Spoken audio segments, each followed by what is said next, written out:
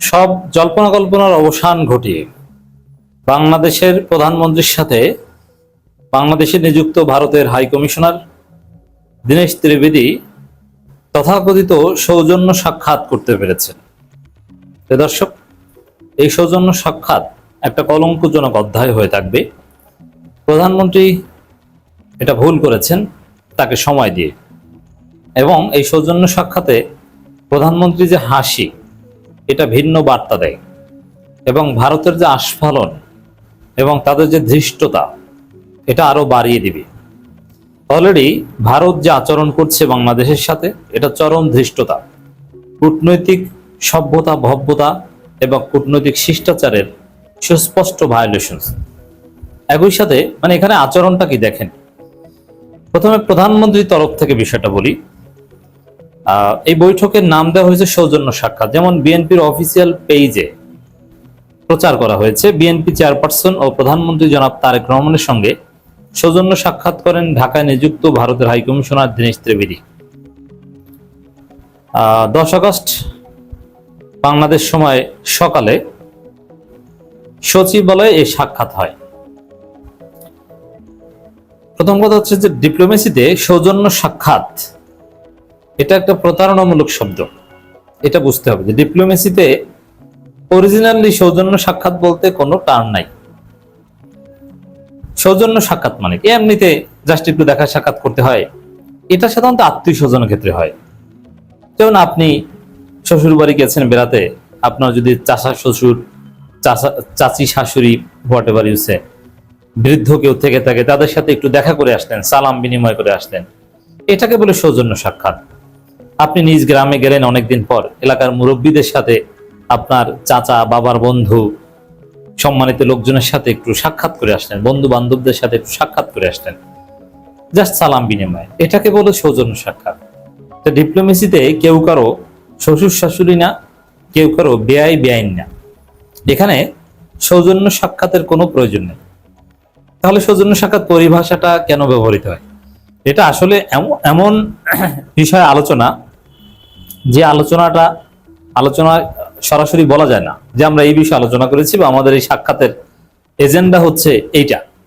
এটা যখন বলা যায় না, তখন নাম দেওয়া হয় সৌজন্য সাক্ষাৎ। এর মানে সৌজন্য সাক্ষাতের আড়ালে অন্য কোনো কথাবার্তা হয়, যে কথাটা গোপন রাখবে বা ক্লিয়ারলি বলা যাবে না, হাইড করবে, এই জন্য এর নাম সৌজন্য সাক্ষাৎ। তা আজকে তারেক রহমান এবং দীনেশ ত্রিবেদী বৈঠকে এটাই ঘটেছে। কারণ বৈঠকে যা আলোচনা হয়েছে, আমি আসছি কি আলোচনা হয়েছে। ভারতের বিভিন্ন গণমাধ্যম আগে এই বিষয়ে বিশ্লেষণধর্মী রিপোর্ট প্রকাশ করেছে যে কি আলোচনা হতে পারে। ভারতের পররাষ্ট্র মন্ত্রণালয়ের বরাত দিয়ে বিভিন্ন রিপোর্ট এসেছে যে তারেক রহমানের সাথে এই বিষয়গুলো দীনেশ ত্রিবেদী আলোচনা করবেন, আলোচনা করতে যাচ্ছেন। 10 আগস্ট বৈঠক হবে, এটা আমরা বেশ আগেই জানতাম। তো এই জন্য এটা কোনো সৌজন্য সাক্ষাৎ না, এটা স্পর্শকতার একটা বৈঠক। নাম্বার 2, যেই মুহূর্তে শেখ হাসিনা ভারতের মাটি ব্যবহার করে বাংলাদেশে অস্থিতিশীলতা সৃষ্টি করার চেষ্টা করছে, বাংলাদেশ সরকারের বৈধতা নিয়ে প্রশ্ন তুলছে, এমনকি বাংলাদেশ রাষ্ট্রের বৈধতা নিয়ে প্রশ্ন তুলেছে, সেই মুহূর্তে দীনেশ ত্রিবেদীকে সাক্ষাতের সুযোগ দেয়া এটা তারেক রহমানের ভুল।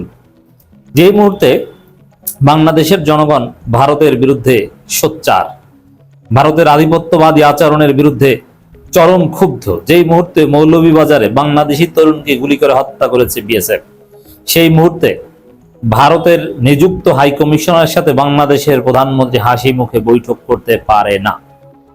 অথচ তারেক রহমান ডিড দ্যাট।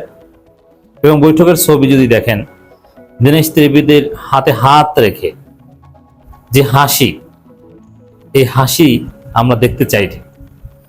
আমরা এখানে সর্বোচ্চ যদি কোনো বাধ্যবাধকতায় থেকে থাকতো, প্রথম কথা এই বৈঠকের কোনো প্রয়োজনীয়তা ছিল না। এই বৈঠকটা প্রধানমন্ত্রী ক্যান্সেল করলে বা ত্রিবেদীকে সময় না দিলে এটা একটা বার্তা হতো। বরং এই বৈঠকের ডেট ফিক্স ছিল, বলতো যে না, প্রধানমন্ত্রী সাক্ষাৎ দেননি। ভারত কি করতো, করুক। তো দর্শক, এটা ভারতের যে বাংলাদেশ বিরোধী তৎপরতা, তার বিরুদ্ধে আরেকটা ডিসাইসিভ বার্তা হতো। কিন্তু না, বৈঠক করেছেন এবং হাসি মুখে ছবি তুলেছে। কূটনীতিতে হাসি দিতে হয়, কিন্তু হাসি না দিলে তো আপনাকে জোর করে হাসি দেওয়ানো যাবে না। এখানে হাসি না দিলে আরেকটা চমৎকার বার্তা তারেক রহমানের পক্ষ থেকে যেত। এইটাকে আমরা তারেক রহমানের ভুল মনে করি। আর তৃতীয় হচ্ছে, বৈঠকে কি আলোচনা হয়েছে। দর্শক, বাংলাদেশি নাগরিককে প্রতিনিয়ত ক্রমাগত ভারতের বিএসএফ গুলি করে হত্যা করে। এই বৈঠকের আগ মুহূর্ত মৌলভীবাজার হত্যাকাণ্ডের ঘটনা ঘটেছে।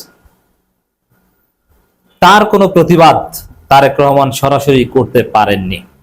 আমাদের সোর্স যেটা বলে, বৈঠকের যে এজেন্ডা তাতে এটা ছিল না। এবং ভারত যে পুশিন করে বাংলাদেশে, যেটা উস্কানিমূলক, ষড়যন্ত্রমূলক, এই পুশিনের বিরুদ্ধেও বাংলাদেশ সরকারের কার্যকর বা প্রধানমন্ত্রীর কার্যকর কোনো প্রতিবাদ দীনেশ ত্রিবেদীর সাথে ছিল না। এটা বিএনপি সরকারের বড় ব্যর্থতা, এটা হতাশা। হ্যাঁ, আমরা বিএনপি প্রশংসা করি ইদানিং যে ভারতের বিরুদ্ধে মোটামুটি লড়াই করছে, বার্তা দিচ্ছে। বিশেষ করে পররাষ্ট্র মন্ত্রণালয়ের কঠিন বিবৃতির ভূয়সী প্রশংসা আমরা করেছি।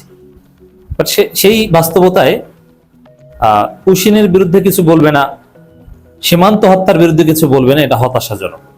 বরং দীনেশ ত্রিবেদী যেসব বিষয়ে আলোচনা করেছে, ওই সব বিষয়ে আলোচনার টেবিলে উত্থাপন করতে দেওয়াটাই হচ্ছে চরম ধৃষ্টতা। কি আলোচনা করেছে? ভারত বার্তা দেওয়ার চেষ্টা করে, যেহেতু শেখ হাসিনা নিজেই বাংলাদেশে ফিরতে চায়, অতএব আপনারা শেখ হাসিনাকে আইনের আশ্রয় নেওয়ার সুযোগ দেন। ঠিক আছে, আইন যেটা বলে আইন অনুযায়ী আইন ফেস করা, আদালত ফেস করার সুযোগ তাকে দেন। এই ওকলাতি করতে এসেছে দীনেশ ত্রিবেদী। তো দর্শক, চীনের সাথে বাংলাদেশের যে সম্পর্ক যতটুকু গড়ে উঠেছে, ওইটা নষ্ট করতে উঠে পড়ে লেগেছে দীনেশ ত্রিবেদী। এবং গঙ্গা চুক্তি নিয়ে বাংলাদেশকে একটা ফাঁদে ফেলতে চাচ্ছে দীনেশ ত্রিবেদী। প্রধানমন্ত্রীকে বুঝিয়ে শুনিয়ে ভারতে নিতে চাচ্ছে সফরে সেপ্টেম্বরে দীনেশ ত্রিবেদী। তো এই ক্ষেত্রে দেখেন, মিনিমাম লজ্জা শরম থাকলে এখানে হাসাহাসির ঘটনা ঘটে, যেখানে প্রধানমন্ত্রীর পক্ষ থেকে প্রধানমন্ত্রীর পররাষ্ট্র বিষয়ক উপদেষ্টা দীনেশ ত্রিবেদীকে স্পষ্ট বলে এসেছে যে শেখ হাসিনাকে যেন বক্তব্য দেওয়ার সুযোগ দেওয়া না হয়। তারপরে সেম কাজ করেছে, আবার পররাষ্ট্রমন্ত্রী প্রধানমন্ত্রীর সাথে এসে হাসাহাসি করে দীনেশ ত্রিবেদী। এই শক্তি, আস্ফালনের উৎস কোথায়? এর উৎস হচ্ছে, তারা মনে করে যে বাংলাদেশের সাথে ভারতের কিছু ব্যবসা বাণিজ্য আছে, ওটাকে মনে করে ওদের করুণা। অথচ ব্যবসা বাণিজ্য উভয়ের স্বার্থে। যেমন বাংলাদেশ ভারতে কাঁচামরিচ আনে, পেঁয়াজ আনে, অনেক কিছু আনে। এখন এটা তো ওদেরও লাভ। ব্যবসা বাণিজ্য কখনো এক পক্ষের স্বার্থে হয় না। তো এইটাকে ভারত মনে করে যে আমরা করুণা করে ওদেরকে দেই, তা আমরা কাঁচামরিচ না দিলে তো 450 টাকা কাঁচামরিচের কেজি হবে। এইরকম করে এগুলোকে পুঁজি করে ভারতে আস্ফালন দেখাচ্ছে। এই আস্ফালনের বিরুদ্ধে বিএনপি সরকারের অ্যাকশন যথাযথ হচ্ছে না। প্রধানমন্ত্রী এই সাক্ষাৎ দেওয়া উচিত হয়নি, এবং স্পষ্ট বলা উচিত ছিল যে শেখ হাসিনা কেন্দ্রিক কোনো আলোচনা, শেখ হাসিনার পক্ষে তাকে পুনর্বাসন কেন্দ্রিক কোনো আলোচনা, এমনকি আওয়ামী লীগের প্রতি উপর থেকে নিষেধাজ্ঞা উঠিয়ে নেওয়ার কথা বলা হচ্ছে, এগুলো ভুলে উত্থাপন করবেন না। আলোচনা একটাই যে শেখ হাসিনাকে আপনারা ফেরত দিবেন, তাকে ফাঁসিয়ে দিবেন। এই বিষয়ে যথাযথ কোমর সোজা করে ফরেন পলিসি অপারেট করতে পারছে না বিএনপি সরকার। প্রধানমন্ত্রীর সাক্ষাৎ এবং হাসির মধ্য দিয়ে বিএনপির এই ব্যর্থতা স্পষ্ট হয়েছে।